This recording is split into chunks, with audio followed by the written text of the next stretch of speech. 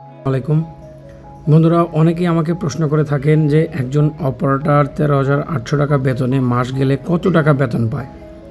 দেখেন, এটাকে যদি আমি আপনাদেরকে ভাগ করে বুঝাই দিই তাহলে আপনারা বুঝবেন, এবং আমি বিস্তারিত কথাগুলোকে সুন্দরভাবে গুছিয়ে আপনাদের জন্য ডিসক্রিপশন বক্সে দিয়ে দিব, যাতে করে আপনাদের হিসাব করতে এবং বুঝতে খুব সহজ হয়।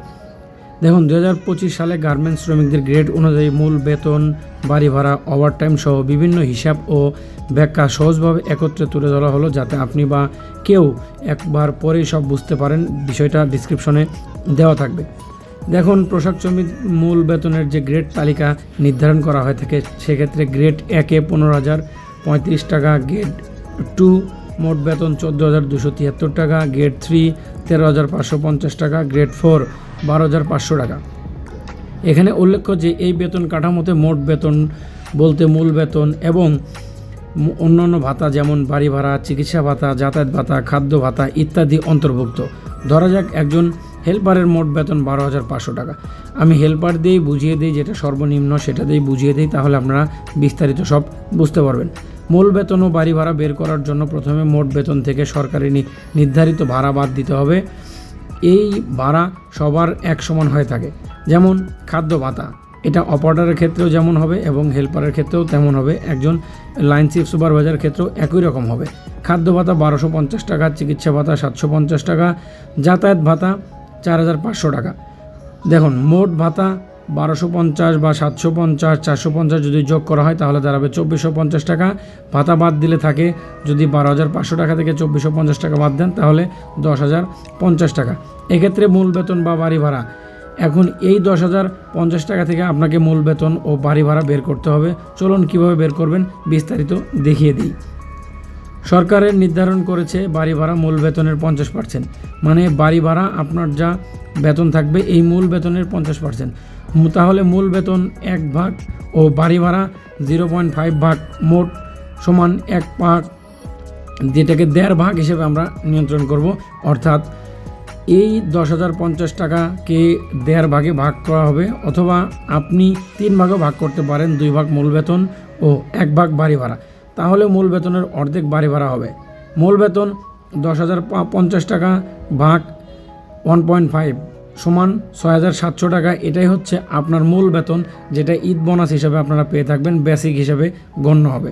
বাড়ি ভাড়া যেহেতু মূল বেতনের অর্ধেক, সেহেতু বাড়ি ভাড়া মূল বেতন থেকে বাদ দিলে 2 দিয়ে ভাগ দিতে হবে, সেক্ষেত্রে অর্ধেক চলে আসবে 3,350 টাকা। অথবা 10,050 টাকা থেকে 6,700 টাকা বাদ দিলেও 3,350 টাকা বাড়ি ভাড়া দাঁড়াবে। অনেকেই প্রশ্ন করতে পারেন, এই 1.5 কোথা থেকে এলো? মূল বেতনের অর্ধেক হবে বাড়ি ভাড়া হবে, এই সূত্র থেকেই এসেছে। যেহেতু এই 10,050 টাকার মূল বেতন ও বাড়ি ভাড়া আছে, তাই এমনভাবে ভাগ করতে হবে যাতে করে মূল বেতনের অর্ধেক বাড়ি ভাড়া হয়। এর জন্য 1.5 ভাগে ভাগ করা হয়েছে। 1 ভাগ মূল বেতন ও মূল বেতনের অর্ধেক হাফ ভাগ বাড়ি ভাড়া। এবার আসি ওভারটাইম বের করার নিয়ম। ওভারটাইম বের করার নিয়ম জানা দরকার, যেহেতু ডিউটি 8 ঘন্টার বেতন এটা নির্ধারণ করে দেওয়া হয়েছে সরকার কর্তৃক, সেহেতু ওভারটাইম 10 ঘন্টা 12 ঘন্টা করলে কোনটা আসবে সেটা আমরা বের করব।